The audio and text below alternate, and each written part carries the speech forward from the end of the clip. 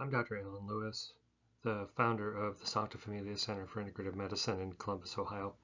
I thank you for taking this opportunity to let me present to you an integrative functional medicine perspective on PANS PANDAS.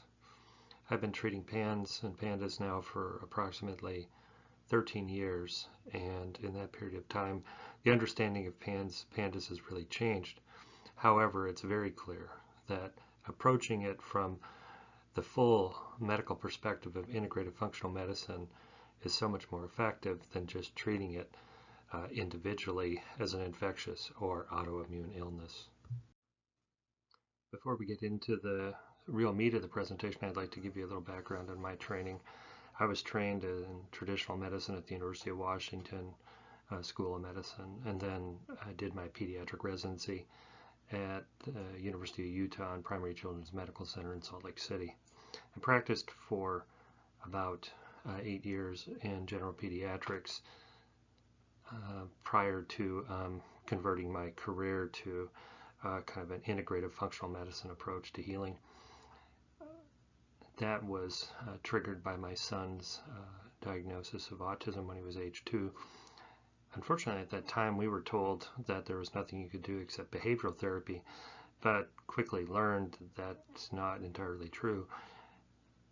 Helping diet, helping heal the bowel, helping treating biochemistry, a number of the things that you will hear me talk about in this presentation helped him tremendously, such that when he was 2 years old and not speaking and tantruming 6 hours a day, we were told to expect to have to put him in an institution.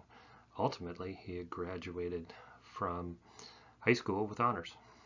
He's quirky, but far better than one would have ever thought based on what was said over him at age 2.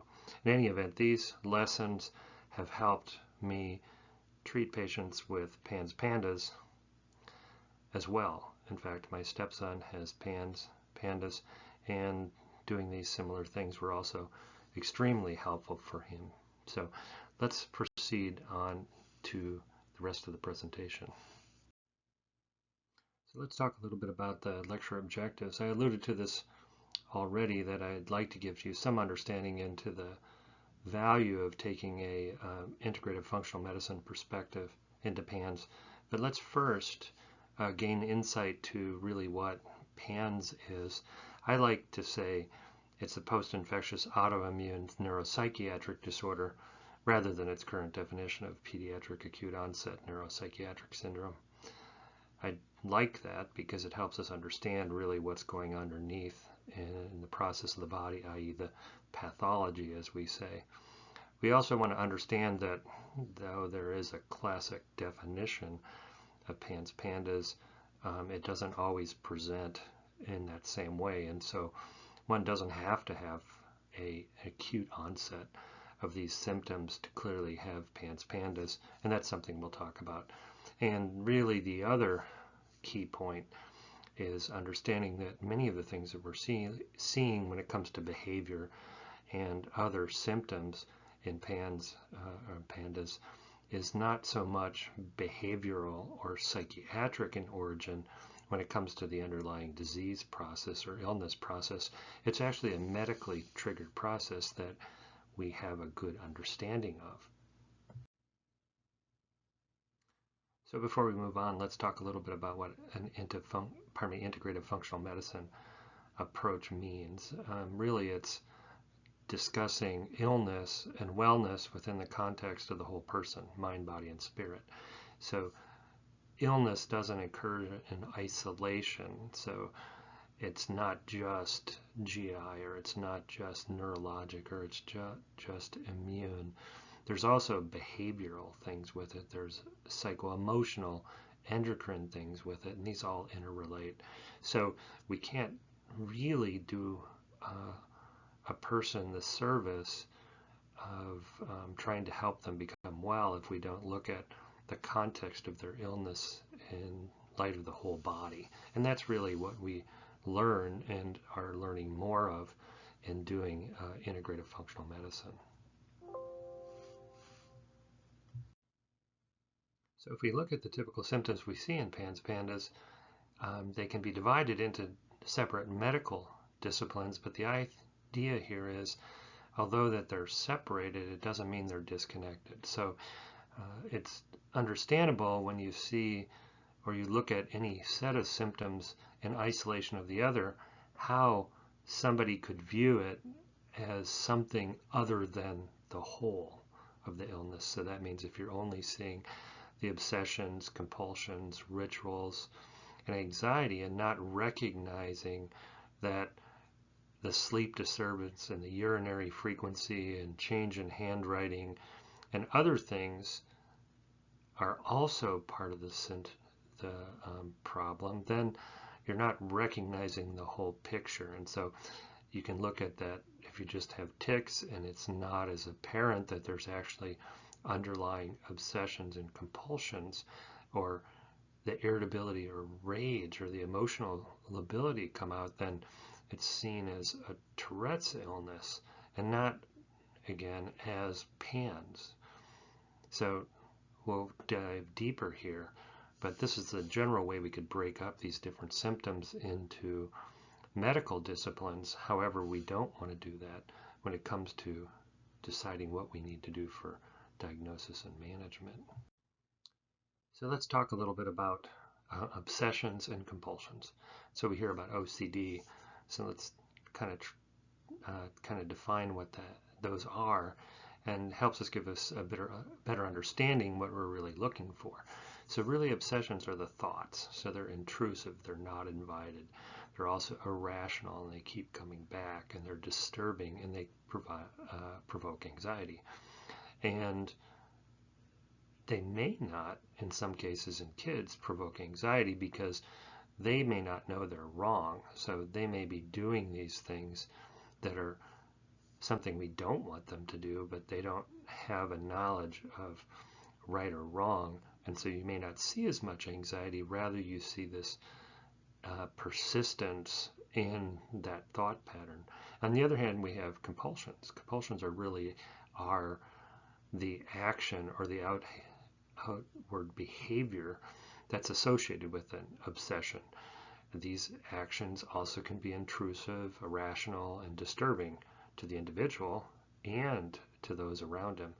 And one of the ways we really can tell that this is a compulsion is interruption, or making them delay it, can be very anxiety provoking. Even if the thing itself isn't anxiety provoking, having to delay it is, because there's this unbidden and intrusive thought that's saying that it needs to be done. So what are some of the obsessions that we see in PANS PANDAS? We see most commonly a fear of germs or contamination, or aversion to things, and aversion to foods that they previously ate. And one of the biggest concerns is if they have an aversion to eating and then become anorexic and lose weight. But it's also common to hear them be afraid of throwing up, even though they may never have thrown up. They have doubting and indecision and need reassurance. We've heard of continued confessing, which is kind of more of a compulsion because of the obsession of sinning. And then they fear harm to self, others, and then they also have urges that they can't completely explain.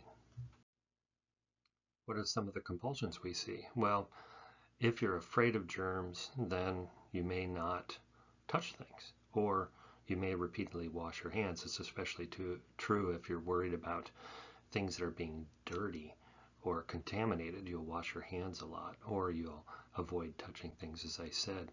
And then the symmetry urges that I alluded to before, an obsession can result in them repeating to counting things, or having to do things so many times before they move on to the other.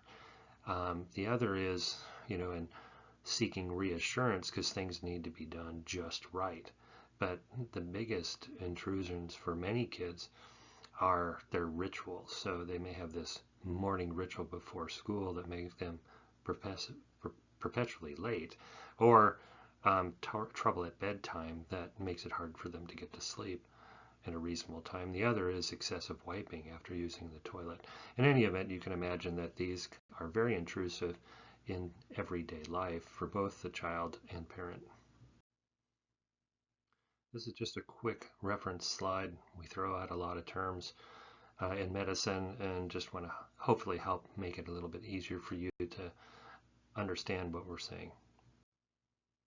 So before I get to the definition of PANS PANDAS and how we identify it, we need to talk a little bit about the immune system. So common things you'll hear are allergy, autoimmunity, and adverse reaction.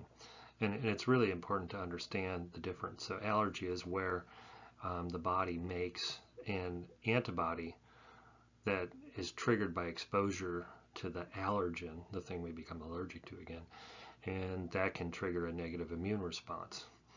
Autoimmunity is similar, however, it's exponentially more sensitive. The body, when it becomes in contact with something it's autoimmune to, it takes an extremely small amount of that antigen to trigger a very severe response. One of the best examples of this is celiac disease, where a person with celiac disease that even gets 20 parts per million of gluten in their food can be very ill with very severe symptoms. So in that case, it's very tough to help them unless they have complete avoidance of the issue. And then we have adverse reactions where it's not necessarily an allergy-related phenomenon, but it appears to be allergy. And probably one of the best is non-celiac gluten sensitivity, where it doesn't show up as allergy, doesn't show up as celiac disease, but people have an adverse reaction to gluten in food that can't be classified as either of the other two. So I bring this up because understanding the concept of autoimmunity and the inability to tolerate even the smallest exposure to the thing that's triggering the autoimmunity really helps us better understand PANS. In the last slide, you heard me say PANS without PANDAS. You'll hear me usually say PANS and not PANS PANDAS. It's because really they're the same thing. It's just PANDAS describes PANS caused by strep, though there's other infections that cause PANS as a whole. The real question is, when we see somebody so ill with the behaviors that we see here, their onset of OCD, restricted food intake, anxiety, emotional ability, behavior regression, what seems to be new onset ADHD symptoms with sensory and other abnormalities. We're wondering what is potentially neurologically going on with them. And in fact, my first case of PANDAS, so in that case it was strep caused, was a patient that I had known for many years that presented with pretty significant psychosis. When I treated him with antibiotics after finding strep in his system, 3 days later he was 80% better.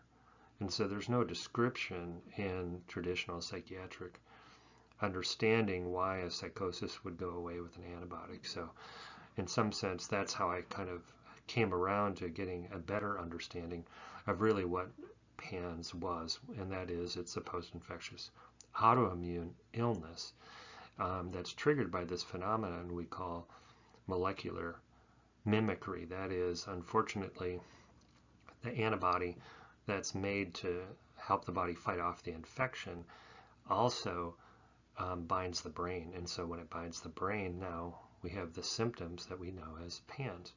And fortunately, in my training, I saw a fair amount of rheumatic fever, which is a post-infectious autoimmune illness of the heart. And so it's not like PANS is something new. It's just something we've seen before, but with an attack on the brain and not on the heart. And like rheumatic fever, PANS is a clinical diagnosis. At this point, there's been no proven test to show us that this is really PANS that's going on. There's no imaging study, though there is a blood test called the Cunningham panel that very likely will be able to prove at some point that what we're dealing with is PANS. In any event, we're really looking for historical clues to help us understand how does this constellation of symptoms, how can we describe it as something, because it seems so disjointed. So we see symptoms that wax and wane unless somebody's in what we call a persistent flare. Typically, we know that there's a trigger. It could be emotional stress. Somebody was sick in the family. They were exposed to an illness in school, or they had a specific illness, and subsequently afterward they became ill. So their onset of this illness, or it makes them worse. We also find that when they're trying to do cognitive behavioral therapy, which is CBT, or exposure response training, it's often adverse, because being that this is a medical illness, there's a specific inflammation in the brain that's making these symptoms happen, and we're not going to be able to behavior them away. So we also see that psychiatric medicines may not be very effective, and my experience has been that in many cases early on, SSRI medications make them worse.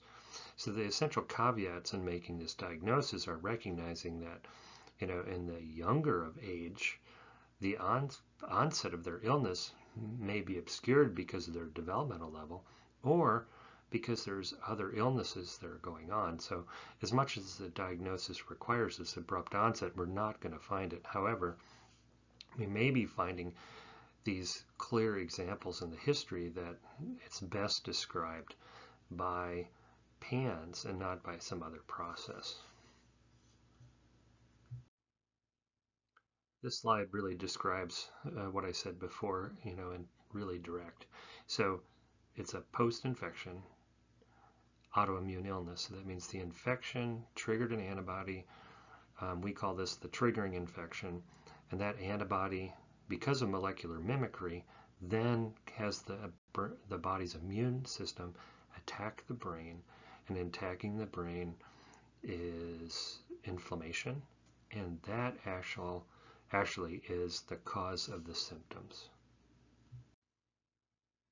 I have to apologize for the busyness of this slide, but really it requires a comprehensive history, evaluation, and management to make the diagnosis correctly and hopefully find effective therapy. So history, and you can look at all the different elements there, really matter. And I'm looking for especially waxing and waning symptoms that are related to infection and or stress and or exposure. Is there something in the lunar cycle, because that can point to parasites? But really I'm looking also for the positive and negative responses to different treatment. And as said before, this is really a clinical diagnosis, so why do we have lab testing on here? Because if this really is a post-infectious illness, we need to try to find what infection or infections were triggering to the illness, because we actually have to go after that infection to try to cure it and prevent it from coming back, so that we're preventing the immune response. So we're looking at a throat culture for strep, and then we look for titers for several of the common infections. We're looking for evidence of autoimmunity. We look for vitamin levels, and also one of the key things is stool testing, because there is more immune tissue in the gut than in any other area of the body, and if there's an ongoing infection there, that can be triggering to this autoimmune process. You'll hear that leaky gut also tends to make for leaky brain. So if you're having this inflammatory condition in your gut, then you're more likely to have an inflammatory condition in your brain. And then there's additional testing that can be done if the history indicates it, or in treatment we're not seeing the response that we'd like to see.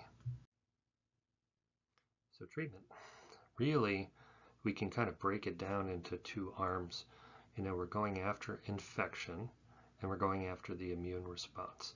So how do we do this in integrative functional medicine? So we're really trying to debulk the current infection and prevent re-exposure, because that would provoke then the autoimmune response that's causing the symptoms itself. And so we use antibiotics to treat the suspected infections, which may come from history and from our labs, and use them typically long term because antibiotics are one of the most effective things in helping a patient get into remission, which means their symptoms go away.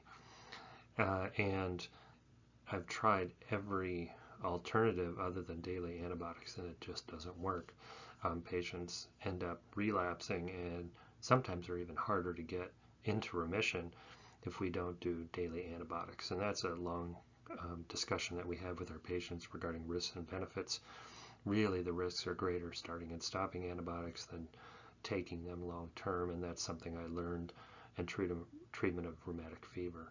But we may also do antiviral treatments, and one of the other things to recognize, since it's the exposure to the infections agent that's the problem, that if we have somebody that's not improving with treatment, it may be because we have a carrier in the family that's breathing the infectious agent on the patient, and it's just seeing that infection, not having an infection of it, that's causing their immune system to freak out and produce autoimmunity.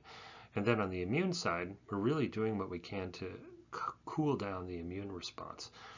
So if the immune system is less activated, then it's less likely to super respond to any kind of stimulus. So we're using natural immune modulators. Curcuminoids are one of the biggest things we use. Resolvins help get rid of infection. Non-steroidal anti-inflammatory agents, or NSAIDs, are very helpful.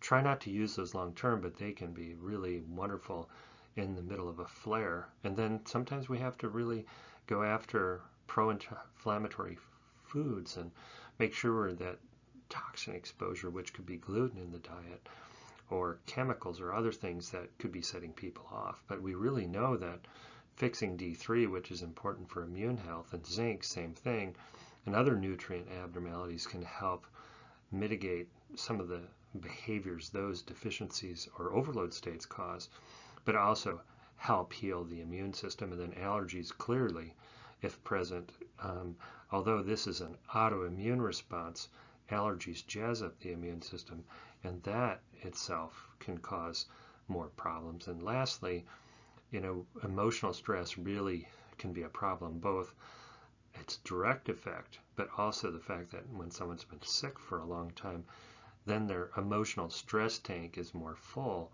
and less tolerant of more stress. So we actually have to do our best to help calm down emotional stress, but also its effect on the body and how stressed the body is. And some of these things people refer to vagus nerve therapy, and there's some other things we can approach too. So the most important step in treatment is the next step in treatment, which is evaluation of its efficacy. Is it working? So if it is, thankfully there's something we can do. We can continue the effective treatments. We continue to move on in the healing response. We will have to expect flares because they do happen, and so we plan for them. So in charting how a person responds to various treatments, what their triggers are, what things are help them, then we can kind of develop a game plan to deal with flare. And then on the case where patients are not improving, then it may be that we need kind of a small change. Maybe the antibiotics weren't correct. Maybe they need a trial of a medicine to help with obsessions that seem to be very intrusive. And sometimes we need just a short course of steroids to try to get them to remit. So there is the chance that we just need to do a little change in treatment and just a little bit longer of trying to cool down the immune system and go after the triggering infection or infections. If still not improving despite several changes, then we may have more entrenched autoimmunity. And that means we might need to up our ante when it comes to immune therapy, that being IVIG, or we need to look for other things that are going on. And that's where I was talking about other testings that we may need to do. I'm not going to go into that in this part of the presentation, but I have at the end of this presentation kind of a quick list of the different things that we look at when we have to try to decide why is someone not responding, or why are they having symptoms in addition to PANS that we just can't seem to help them get over. And in any case, if we're not able to help somebody, then we have to do a referral. So this is kind of the top-down approach, and a little bit bigger than a nutshell approach of how we look at PANS. One, we treat the triggering infection, as we said, and then we treat the autoimmune inflammation, and then we address biochemical imbalances, bowel health. We try to help the stress response, and some of the best things that we use for this are the listening program, which also includes In Time and the Sound Health Collection. So these are things that actually help calm the vagus nerve, calm the nervous system. In some cases, and this is in the presentation part to follow, is we have to address other problems when it comes to rage behavior that may not be just PANS related. Rather, it's also related to an inability to regulate one's adrenaline very well. And then sometimes also we're at a point that medication or homeopathy could be helpful, and homeopathy can be very helpful, especially in the later managements once we're outside of the acute phase of PANS. And then mycotoxin or mold illness, tick-borne illness, those are some of the things that you'll see over here on the left of the slide. Some of these symptoms can cross over into PANS, and that becomes part of the expanded differential diagnosis that I mentioned before. I think the key thing is,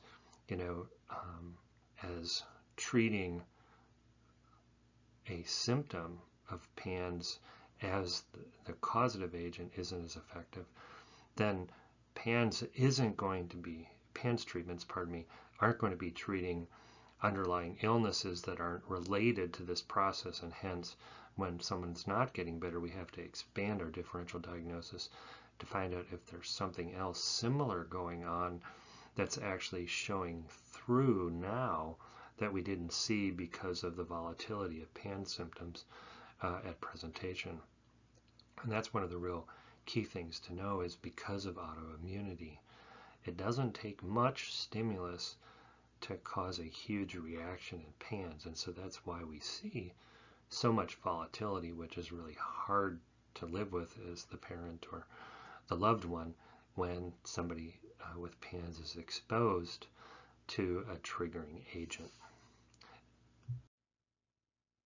Thank you for bearing with me with this presentation. Hopefully it's been helpful to give you a new perspective, or a useful perspective, on PANS, its treatment, its cause, and how to better understand it as well. There's two of us here at the Sancta Familia Center for Integrative Medicine, myself and Nick Brown, my nurse practitioner. You can find us at the web at sanctafamiliacenter.com, and hopefully we'll be having more of these videos available on our YouTube channel to help people navigate PANS and other illnesses. Thank you for your time. And you can stay tuned for the expanded differential part of this presentation. Well, hopefully I can give you just a couple of things to look at if you're not seeing improvements with treatment of PANS as previously discussed.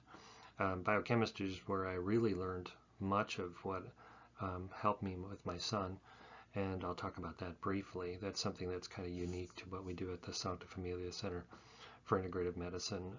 I was a medical director at the Pfeiffer Treatment Center in Chicago, and we learned that biochemical imbalances can really affect behavior, learning, and wellness. But we have two other big things we see here. We see a rash, the bullseye rash of Lyme, and so Lyme and tick-borne illnesses can be a problem. And then we see a picture of Stachybotrys, which is one of the black molds that cause mold illness. Neither of these are desirable, of course. In 2022, I gave a presentation to the Pennsylvania PANS group, and which you can find on our YouTube channel, entitled, "Is it only PANS?" And really that's asking the question, if we're not getting better, is it because it's something else that's actually the problem, or is it PANS that isn't treated? And it's not uncommon that something else is going on that needs to be treated too. And so this helps describe what I said earlier in the presentation was, PANS treatment is not going to necessarily help things that are not PANS.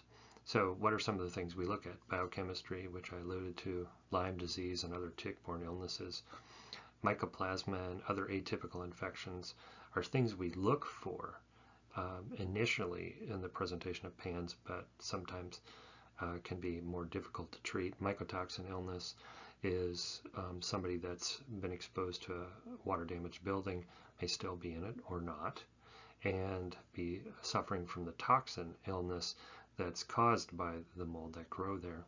Mast cell activation syndrome is triggered syndrome, which we'll cover quickly, and immature adrenaline systems overreactivity, or IASO, which I alluded to before, is this inability to regulate adrenaline well in cases of rage and irritation, and then allergies or something else that was pre-existing. There's a lot to be said on this topic, but there's other causes of inflammation, not just immune related, so that could be oxidative stress. So physical stress can do this, emotional stress can do this. Problems with the mitochondria, which is actually where the stress manifests, can also lead to inflammation. So if there's some propensity to this, then helping inflammation in a different way could be helpful. Disordered trace mineral chemistry is what I was really alluding to before, is biochemistry. We find specific problems in zinc deficiency and copper excess. We see hyperactivity. Magnesium is the most important trace mineral, and iodine deficiency itself causes problems with thyroid function and other things. Pyrrole chemistry is one of the most visible when you know what to look for when it comes to behavioral change. These are folks that have anxiety and or rage and sensory issues, misperceptions and other problems, disordered methylation, and then other vitamin deficiencies too. And then also not recognized is this idea of functional hypoglycemia. We know this, people that get hangry, for example, or they get dizzy when they're hungry. We need to approach this in a treatment manner too. Chromium can help, some other nutrients, but eating properly and at proper timing is good too. Lyme disease, also known as the Great Masquerader, and you can see why, because there's just so many symptoms that it can trigger. I've been treating Lyme disease now for 8 or 9 years, and once I fully got my mind around it, once I could really understand that this isn't just this illness where you get a tick bite and you get a rash and you get antibiotics and get better. Only 40% get a rash. 2 weeks of antibiotics isn't enough for everybody, and for those that didn't display a reason to need treatment, then can go on to this subacute infection, and we call this chronic Lyme disease, which is in some circles not recognized as a real thing, but it's very clear it is. And so we can see Lyme underlying anxiety, depression, behavior. It's very big for behavior change in kids, but it can also be thought of as rheumatoid arthritis because of the joint disease. We have 3 patients that were diagnosed with MS, and in treating their Lyme disease, those symptoms are gone and they're fully well. So there's much on the internet to find out about Lyme. Too much for me to cover in a short slide, but if you want to find out more, you can go to ilads.com to find out more. So mycotoxin illness or mold illness is what I've said, the other great masquerader. In the previous slide, I forgot to say that once I learned about what Lyme disease really was and how it could present, then I really wondered how much I had missed it in my previous 20-some years of my career because I didn't know what to look for.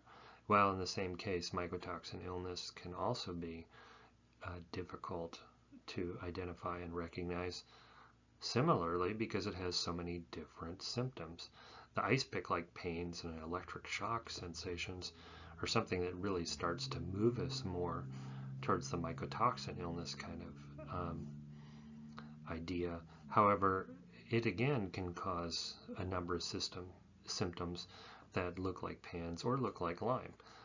In fact, we find that in those patients with PANS that just fully can't get better may have some degree of mycotoxin illness. And I neglected to mention in the previous slide, but at the end of this presentation is 3 slides of references where you can find out more information about all of the things that I'm covering. Mast cell illness is also something a little bit more difficult to get one's mind around. Usually, and you heard me talk before about allergy, that we recognize that the person has something they're allergic to, their allergen. Well, mast cell activation syndrome really is like allergies 10 to 100-fold. So the person can react quickly rather than in a delayed manner, and it can have a very large variety of symptoms that, if you don't think of mast cell, are hard to think of as mast cell. Part of the reason here is when we think of a whole body reaction to allergies, people hear about anaphylaxis. So the bad thing happens when a bee stings, and so people start having swelling of their tongue and can't breathe. That's serious and emergent, of course. However, one can have very variety of symptoms, as listed here, that are just as severe on health, but not be acutely as obvious as swollen tongue and trouble with the airway. Mast cell activation we usually see as secondary to something else. So we've seen it because of mold, or we've seen it because of another infection. But I guess the way to think about this is typically in allergy, the immune system has to see the antibody and the antigen, so the allergen antibody complex, to have a reaction, and that reaction comes from the mast cell. Well, the mast cell is actually a little bit like an amoeba, where it can stick pieces of itself, pseudopods, out into the respiratory tissue and out into the GI tissue, and it can react immediately. So that means we won't necessarily have these antibodies that are kind of hints that this food or this chemical is bad. The mast cell can react without those things. So there is information in the, I like the book Toxic by Neil Nason to help kind of put all of this together, but there's other resources in the final pages of the presentation. So immature adrenaline systems overreactivity, or ISO for short. Finding this years ago has really helped me deal with certain folks, especially children, that have rage-like behavior. And the way to think about it is, why we get mad is usually a thought, and how we get mad is more than just a thought. It also includes a hormone response, and that hormone could be adrenaline or noradrenaline. So, for example, when we are frightened, we can feel the hair on the back of our neck go up before we knew that we were frightened. So it turns out that our primal brain, so the brain that isn't thinking calculation, so to speak, thinking language, that primal part of our brain gets some of the sensory information before the higher level parts of our brain. And so if a person is not able to regulate their response to something at that level, you can't outthink it. And so that really, to some degree, is what's going on in ISO. A fear, a frustration, something triggers the response through the primal brain that we can't stop from the conscious mind because it occurs before we can think it, just like I talked about the hair in the back of our neck. And in that case, this reaction is going to happen. So in ISO, when that happens, if you don't regulate your adrenaline very well, then enough anger to maybe snap your fingers or just go darn might end up in physical aggression or destruction. And so because there's no way to behavior out of this, what we do is use medications to help blunt the adrenaline response or the noradrenaline response. And this is described in the book listed below, Hope for the Violently Aggressive Child. Don't like the name, but it definitely helps understand those certain circumstances where if this exists, we could use a beta blocker, which can be very safe, safer than some of the other medicines used for rage, such as antipsychotics or stimulants. And it's something that most of our patients outgrow. One of the reasons it comes up in this discussion is we do see ISO triggered more in our patients with PANS. So sometimes adjunctively, we do need to treat IESO while we're waiting for PANS to get better. So here are some websites to get some more information about several of the things that I talked about.